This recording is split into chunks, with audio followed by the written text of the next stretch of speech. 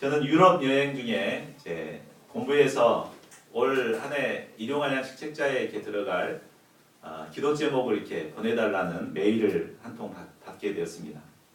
그래서 저는 작년에 우리 순천 UBF가 개척한 지 1년 만에 배가 역사를 이뤘기 때문에 올해도 배가 역사 이루는 것으로 방향을 잡아야 되겠다. 그래서 30명 주일 예배 이렇게 해서 보냈습니다.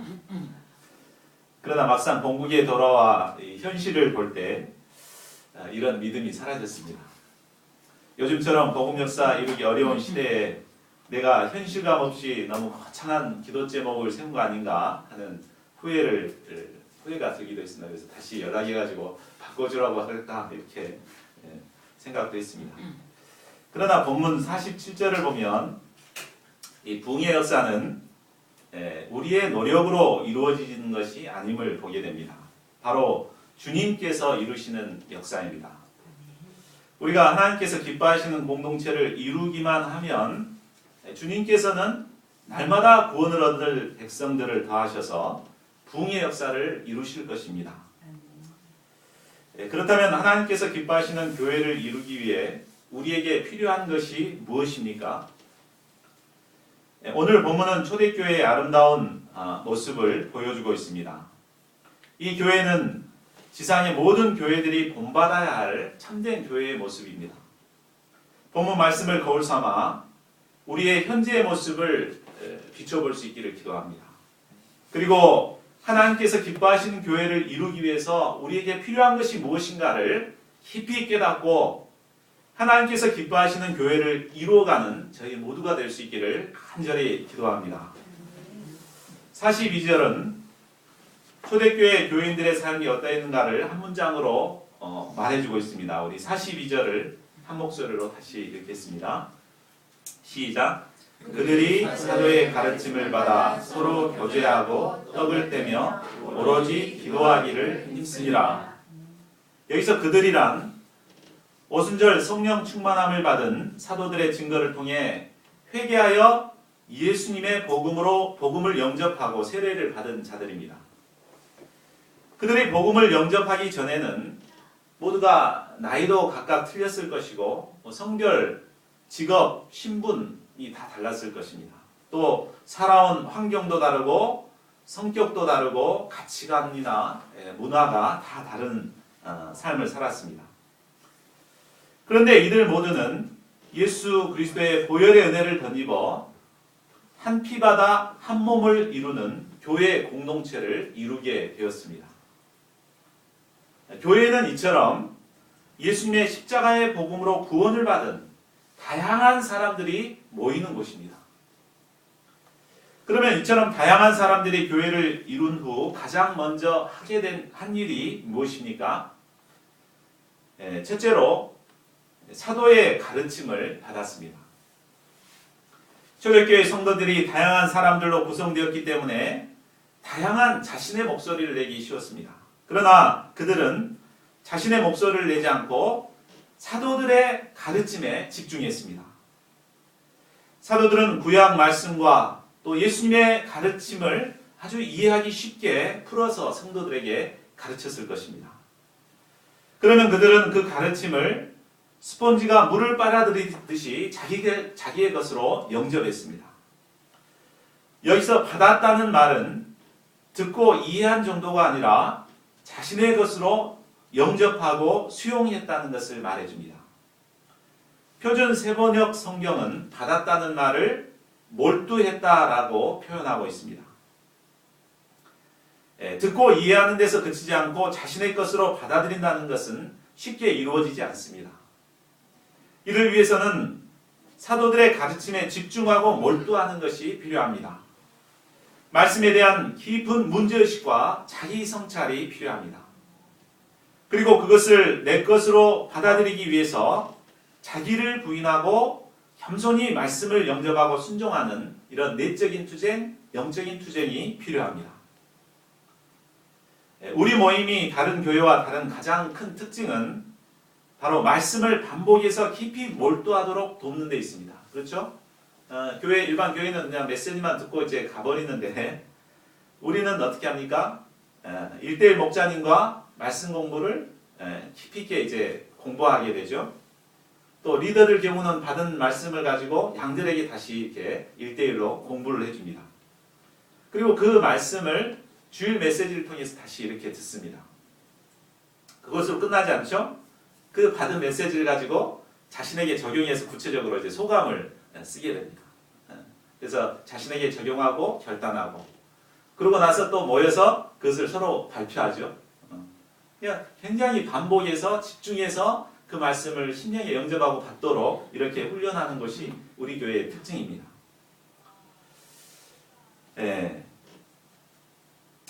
머리로 다 하는 말씀이지만 이렇게 반복해서 할 필요가 있는가 하고 생각하는 사람도 있을 수 있습니다. 다 하는 말씀인데 우리가 성경 공부 한 번만 하면 내용 다 알잖아요. 근데 왜 이렇게 계속해서 반복해야 하는가 이렇게 의문을 갖는 사람도 있을 수 있습니다.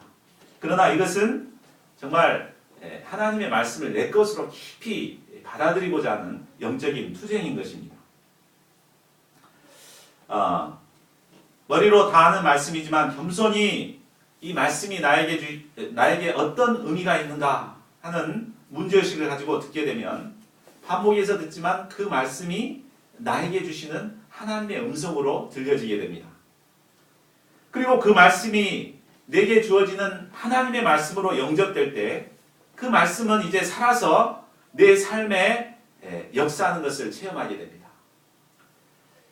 또한 말씀을 받은 사람은 내면이 성장하여 거목으로 자라나 장차 하나님 역사에 귀하게 쓰임받게 됩니다. 그래서 말씀을 받는 것이 정말 중요합니다. 그런데 어떤 사람들은 아는 말씀이니까 받으려고 노력하지 않는 사람들이 있습니다. 이런 사람들은 오랜 시간 동안 신앙생활에도 성장하지를 않습니다. 머리만 커져서 영적인 바리새인이 되어버립니다. 그러므로 우리는 말씀을 듣고 이해하는 데서 그쳐서는 안 되겠습니다. 말씀이 내 심령 깊이 영접되기까지 깊은 문제의식을 가지고 받아들이기 위해 투쟁하는 자들이 되어야겠습니다. 둘째로 그들은 서로 교제했습니다.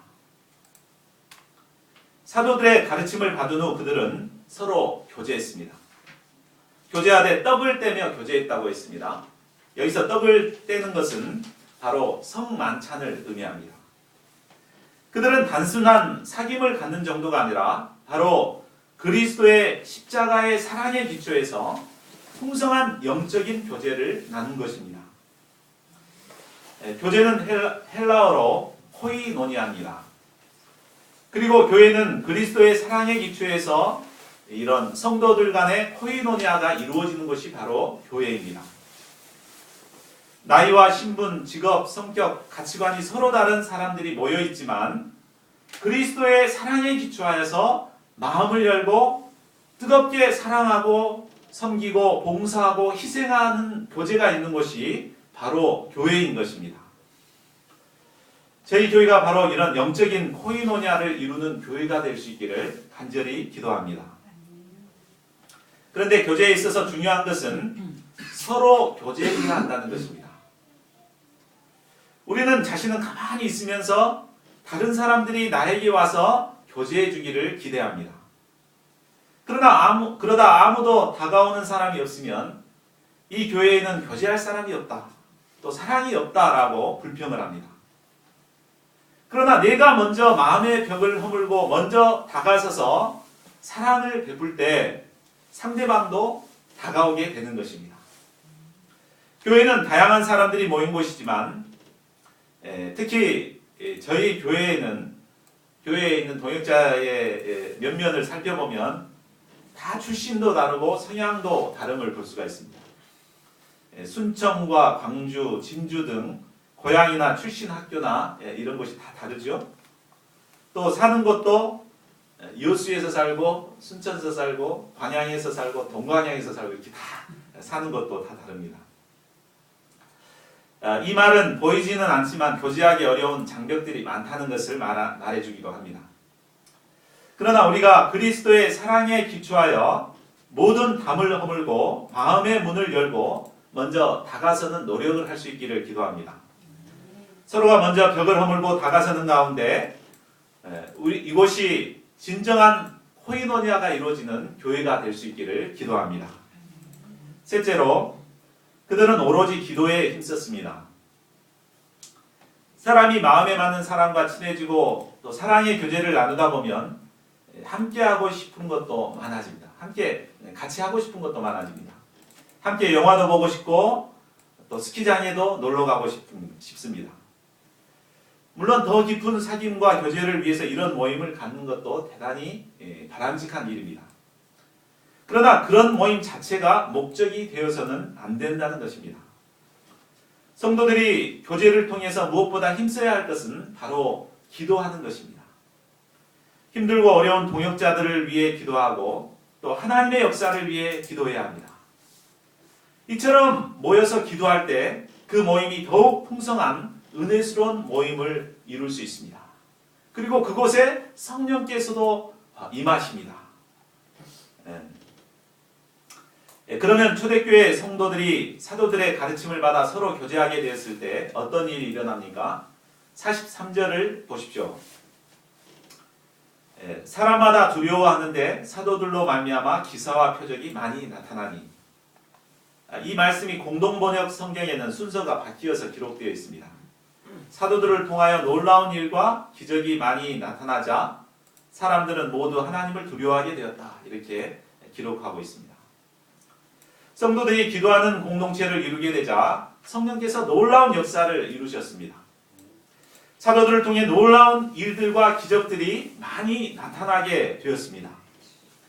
이로 말미암아 믿지 않는 자들은 하나님을 두려워하며 하나님께 대한 경외심을 갖게 되었습니다. 작년 한 해를 돌아보면 하나님께서는 우리가 간구하는 기도에 응답하심으로 놀라운 일들을 이루어 주셨습니다. 동역자들이 하나둘 떠나는 가운데 하나님께 기도했을 때 5주 연속 동역자와 양들이 몰려오는 역사가 있었습니다. 이거 인간적으로 이렇게 할 수 없는 거죠. 하나님께서 이런 놀라운 역사를 이루셨습니다. 또한 서울대학교 병원에서도 고치지 못했던 조에스더 목사님의 경련이 한순간에 고쳐지는 역사가 있었습니다. 최인류 의료시설을 동원해가지고 막 박사들이 고치려고 해도 고치지 못했던 것이 한순간에 고쳐지는 역사가 있었습니다. 병근 형제 입학을 위해 기도했을 때 하나님께서는 원서 접수 기간에 그 학교에 대한 안 좋은 기사가 계속 나감으로 인해서 원서를 내는 사람들이 별로 없어가지고 그냥 성적이 별로 좋지 않았는데 당당하게 합격하는 역사도 있었습니다. 또 우리가 기도했을 때 죽음의 문턱에 있던 차수잔나 선교사의 항암 치료와 수술이 잘 이루어져서 건강을 온전히 회복해가고 있습니다. 하나님께서는 우리의 기도를 들으시고 참으로 놀라운 일들을 이루어 주셨습니다. 저희 모두가 하나님께서 기뻐하시는 교회를 이루어 감으로 새해에도 저에게 이런 놀라운 기적들이 일어날 수 있기를 기도합니다. 44, 45절을 보십시오. 믿는 사람이 다 함께 있어 모든 물건을 서로 통용하고 또 재산과 소유를 팔아 각 사람의 필요를 따라 나눠주며. 이 말씀은 예루살렘 교회 성도들의 물질 생활이 어떠했는가를 말해줍니다. 그들은 대부분의 시간을 함께 했습니다. 그러면서 모든 물건을 서로 통용했습니다. 네 것 나 것이 없었습니다. 일반적으로 사람들은 자기 물건에 대한 애착을 가지고 있습니다. 남이 내 것을 허락도 없이 마음대로 사용하는 것을 용납하기가 어렵습니다. 그러나 그들은 자신의 귀한 것을 기꺼이 내놓고 아무나 사용할 수 있게 했습니다. 뿐만 아닙니다. 자신의 재산과 소유를 팔아서 각 사람의 필요에 따라 나누어 주었습니다. 당시에는 빈부격차가 대단히 심했다고 합니다. 그런데 부자들은 자신의 재산을 팔아서 이런 가난한 교인들에게 기꺼이 나누어 주었습니다. 공산주의는 공산사회를 만들어 부를 분배하고 평등한 사회를 만들고자 했습니다. 그러나 이론적으로는 그럴싸했지만 현실은 권력을 가진 소수만 부를 누리고 대부분의 사람들은 가난에 빠뜨리는 불평등한 사회를 만들게 되었습니다. 결국 인위적인 공산사회를 만들고자 했던 공산주의는 결국 패망할 수밖에 없게 되었습니다. 그러나 초대교회 성도들은 인위적으로 한 것이 아닙니다. 누가 해라고 해서 한 것이 아니라 자발적으로 자신의 귀한 소유를 아낌없이 팔고 또 내놓았습니다. 그렇게 함으로 모두가 잘 사는 공산사회를 만들었습니다. 그러면 그들이 이렇게 할 수 있었던 이유가 무엇입니까? 어떻게 이렇게 할 수 있을까? 우리는 참 자기 것을 이렇게 내놓고 이렇게 쓰게 하기도 참 쉽지가 않지만 더군다나 재산을 팔아가지고 이렇게 하기가 얼마나 어렵겠습니까? 그들이 그렇게 할 수 있었던 것은 바로 자신이 예수님께 받은 은혜가 얼마나 값진가를 심령으로 깊이 깨달았기 때문에 그렇게 할 수 있었을 것입니다. 우리가 하나님께 받은 구원의 은혜를 돈으로 환산한다는 것은 불가능합니다. 그렇죠? 그런데 예수님께서는 그 가치를 이해하기 쉽도록 마태복음 18장에서 빚진 자의 비유를 통해 설명해 주셨습니다. 그랬을 때 이제 얼마를 빚진 자가 나오죠? 1만 달란트 빚진 자. 그러니까 우리가 예수님을 통해 받은 은혜는 1만 달란트와 비슷하다고 이제 설명해 줍니다. 한 달란트가 금으로 약 33kg라고 그래요. 그러니까 시가로는 약 5억에서 6억에 해당됩니다. 그러니까 1만 달란트는 약 5, 6조에 해당돼요. 5, 6조. 자, 실감이 안 나죠? 5, 6조면. 근데 GM이 대우를 이렇게 대우 자동차 회사를 인수할 때 얼마에 인수했는지 압니까? 5천억에 인수했다 그래요. 그러니까 대우 자동차 같은 회사를 10개를 이렇게 살 수 있는 그런 돈이었습니다. 죄를 범한 인간은 마치 오조의 빚을 진 자와 같이 무거운 죄짐을 지고 살아가고 있었습니다. 이는 우리의 힘으로는 도저히 갚을 수 없는 불가능한 것이었습니다. 그런데 예수님께서는 십자가의 희생으로 말미암아 단번에 모든 빚을 탕감해 주었습니다. 이 은혜를 받은 초대교회 성도들은 참 너무나 은혜가 감사해서 자진해서 아낌없이 자신의 것을 팔아 나누는 삶을 살게 된 것입니다. 그런데 이 은혜는 초대교회 교인들만 받은 것입니까? 우리는 안 받았습니까? 아니죠. 우리도 똑같은 은혜를 받은 자들입니다. 그런데 우리는 마치 5만 원짜리 은혜를 받은 사람처럼 인색하게 신앙생활하고는 있지는 않습니까? 저희 모두가 주님께 받은 풍성한 이 은혜와 사랑의 기초에서 물질로 동역자들과 하나님의 역사를 섬기는 자들이 되기를 기도합니다. 46절과 47절 상반절은 초대교회 신자들의 일상의 삶이 어떠했는가를 보여주고 있습니다. 한번 같이 읽어볼까요? 시작. 날마다 마음을 같이하여 성전에 모이기를 힘쓰고 집에서 떡을 떼며 기쁨과 순전한 마음으로 음식을 먹고 하나님을 찬미하며. 첫째로 그들은 날마다 마음을 같이하기에 힘썼습니다. 앞에서 말했듯이 교회는 다양한 사람들이 모이는 곳입니다. 이 때문에 교회에는 다양한 생각과 마음들이 존재하고 있습니다. 그렇죠? 그래서 우리는 몇 명 되지도 않는 교인이지만 점심 메뉴 하나를 정하는데도 마음이 잘 맞지 않습니다. 에스더 목자하고 저하고는 부부지만 이제 밖에서 외식하자고 그래서 딱 나가가지고 식당을 정하는데도 마음이 안 맞습니다. 저는 좀 값싸고 막 푸짐하게 이렇게 주는 데를 굉장히 좋아하거든요. 근데 에스더 목자는 조금 주더라도 아주 깔끔한 곳을 좋아해요. 그래서 나는 이곳을 가자, 안 된다, 막 이렇게 다투다가 결국 집에 와서 라면 끓여 먹을 때가 많았습니다.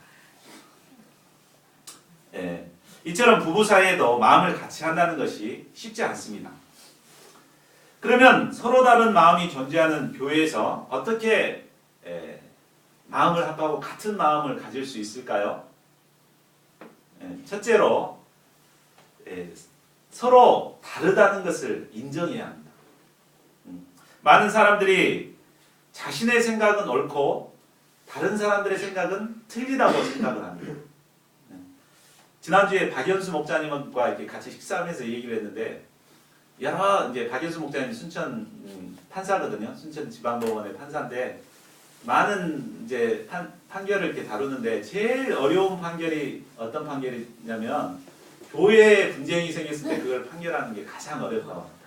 이게 다른 세상 사람들은 서로 이제 화해를 시키면 화해를 하고 서로 이렇게 합의를 하고 이렇게 되는데, 민사재판 같은 경우는 이제 합의로 많이 유도를 하죠. 근데 합의가 제일 안 되는 게 교회라고, 교회. 왜냐하면은 자기만이 옳고 남은 틀리다. 이런 그냥 흑백 논리가 아주 극명하게 되는 거예요. 근데 아니죠. 다를 수 있는 거죠. 나도 틀릴 수 있는 거고. 그러니까 생각이 다를 수 있다는, 내 생각하고 다른 사람하고 생각하고 다르면 틀리다고 생각하고 이렇게 하면은 대립이 되는 거죠. 그러나 그렇게 생각할 수도 있겠구나, 이렇게 다르다고 이렇게 생각할 때 우리가 마음을 합할 수가 있는 거예요. 그리고 두 번째로는 상대의 장점을 찾아 축복해 주어야 합니다. 이제 현수 목사님하고 이야기하다가 그 장애인 대법관인 김신 장로님에 대해서 이제 얘기를 했어요. 그러니까 김신 장로님이 이제 그 교회 분쟁이 있을 때 전혀 해결이 안 될 때 해결한 예가 한 번 있었습니다. 한번 그 김신 대법관이 누군가 한번 이분이에요. 이분이 이제 김신 대법관인데 이제 장애인입니다. 이제 도저히 이제 그 서로 화해를 안 하고 그러니까 이제 법정에 앞에 딱 그 원고와 피고를 딱 세워놓고 서로 축복 기도를 해라고 이렇게 시켰답니다. 상대의 장점을 찾아서 축복해 줘라고 그렇게 이제 법관의 힘으로 이렇게 명령을 한 거죠. 그러니까 머뭇머뭇하다가 어쩔 수 없이 이제 축복 기도를 시작했대요, 서로. 그러다 보니까 마음이 풀어지고 서로 화해하고 합의에 이르게 되는 일이 있었다. 그러니까 극명하게 막 대립해갖고 이렇게 막 그 상대방의 약점만 보고 막 판단하고 정죄하고 막 이렇게 대립을 하다가 상대방의 장점을 찾아보고 또 하나님 앞에서 기도하고 축복하고 이렇게 되니까 이게 풀린 거죠. 그래서 우리가 마음을 합하기 위해서는 상대의 단점을 보기보다도 장점을 찾기 위해 노력하고 또 그것을 찾아서 축복하는 이런 모임이 될 때 마음을 합할 수가 있는 것입니다.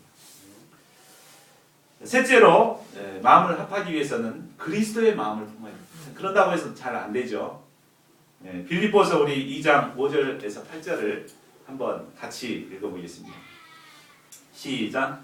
너희 안에 이 마음을 품으라. 곧 그리스도 예수의 마음이니 그는 근본 하나님의 본체시나 하나님과 동등됨을 취할 것으로 여기지 아니하시고 오히려 자기를 비워 종의 형체를 가지사 사람들과 같이 되셨고 사람의 모양으로 나타나사 자기를 낮추시고 죽기까지 복종하셨으니 곧 십자가에 죽으심이라.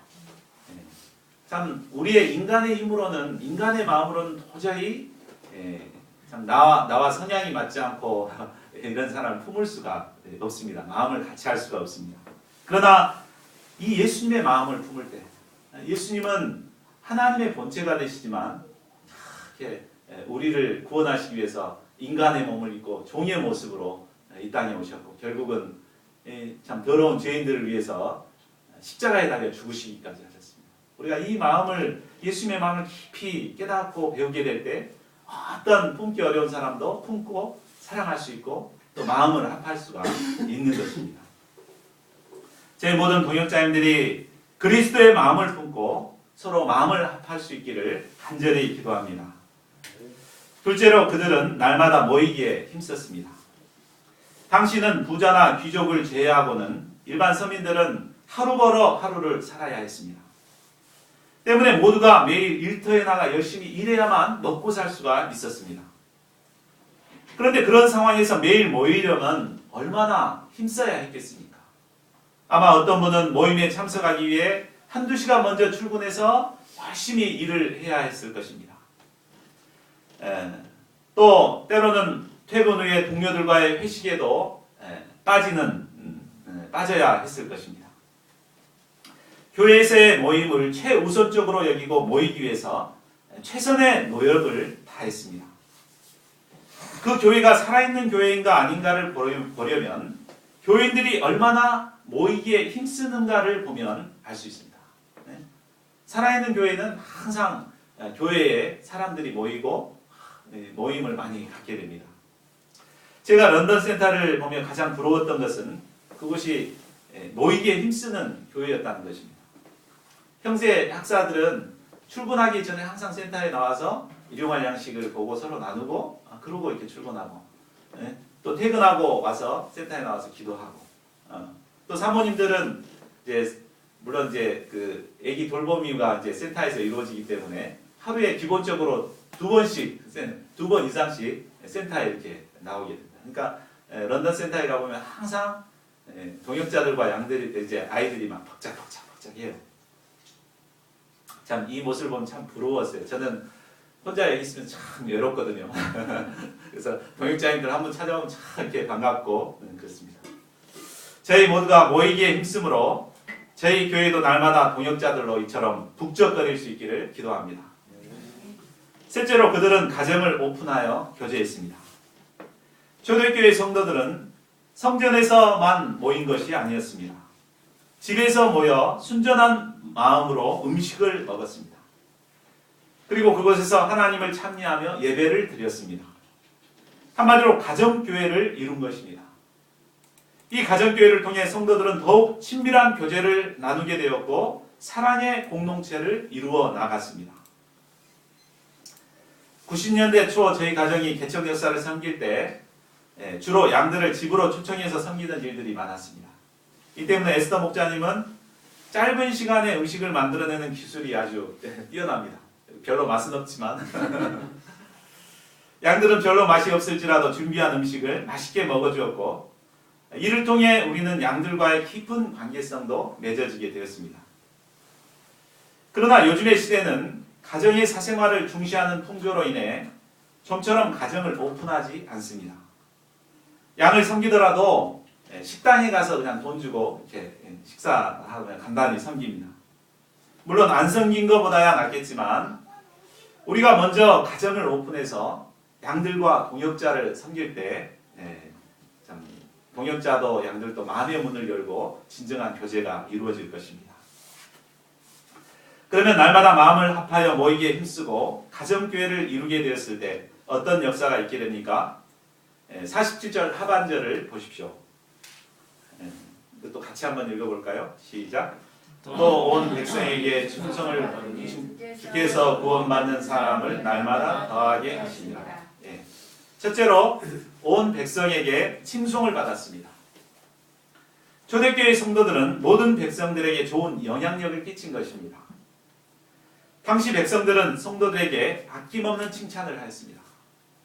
참 기독교인들은 법 없이도 살 사람들이다. 아니 법 위에서 살아가는 참으로 의로운 사람이다. 이렇게 칭찬을 했습니다. 또 예루살렘 교회 교인들은 정말 사랑이 풍성한 참 모임이다. 참 부럽다. 이렇게 막 칭찬 입이 마르도록 칭찬을 했을 것입니다. 그런데 안타깝게도 오늘날 세상 사람들이 교회를 평가하는 평가는 그렇게 좋지 않습니다. 칭송은커녕 비난과 저주를 퍼붓고 있습니다. 안티크리스찬들은 개독교라는 신조어를 만들어서 교회와 성도들을 비난하고 손가락질합니다. 이런 분위기로 인해 성도들은 자신이 성도라는 사실조차도 자신 있게 드러내지 못하고 있습니다.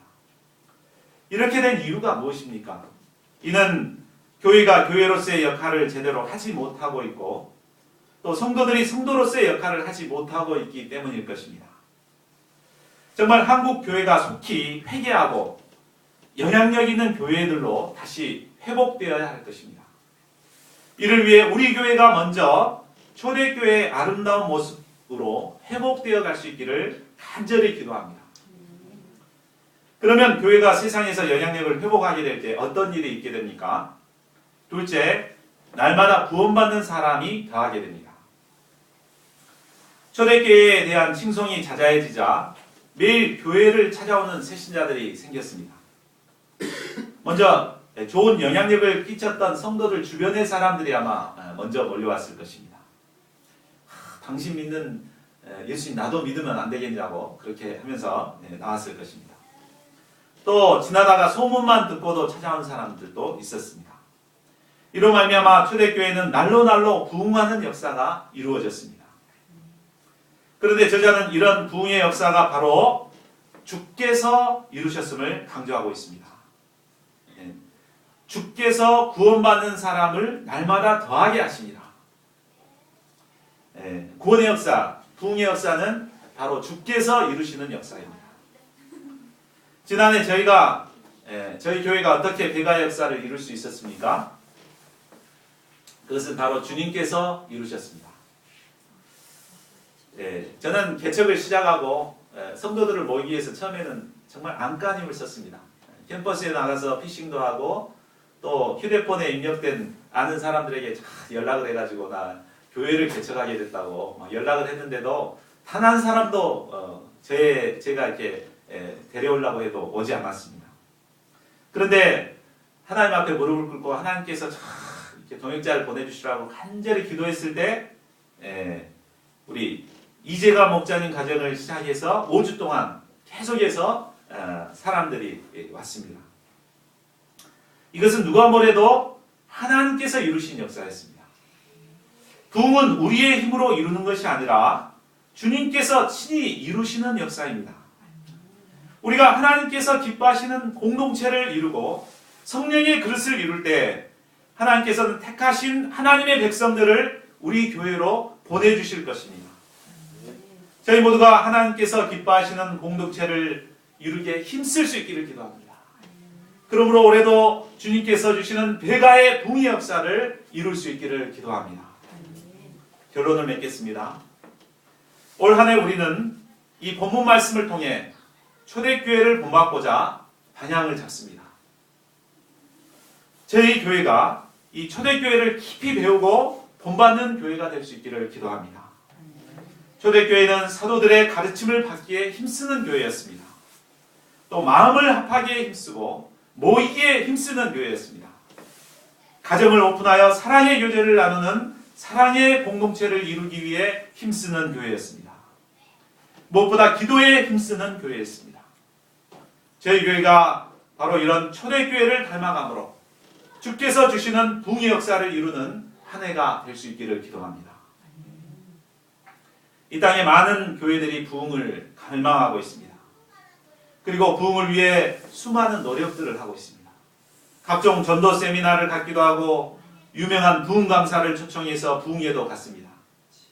교회를 아름답게 리모델링하기도 하고 각종 프로그램도 만듭니다. 그러나 부흥은 그렇게 한다고 되는 것이 아닙니다. 부흥은 주님께서 친히 이루시는 역사입니다. 교회가 교회로서의 역할을 감당하고 성도들의 모습을 회복할 때 주님께서 친히 이루어 주실 것입니다. 저희 교회가 초대교회의 모습을 본받아가므로 주님의 주시는 부흥을 경험할 수 있기를 기도합니다. 초대교회를 본받기에 힘쓰므로 30명대 주일 예배의 부흥을 이루는 한 해가 될 수 있기를 간절히 기도합니다. 요절 말씀 42절 읽고 기도하고 마치겠습니다. 시작.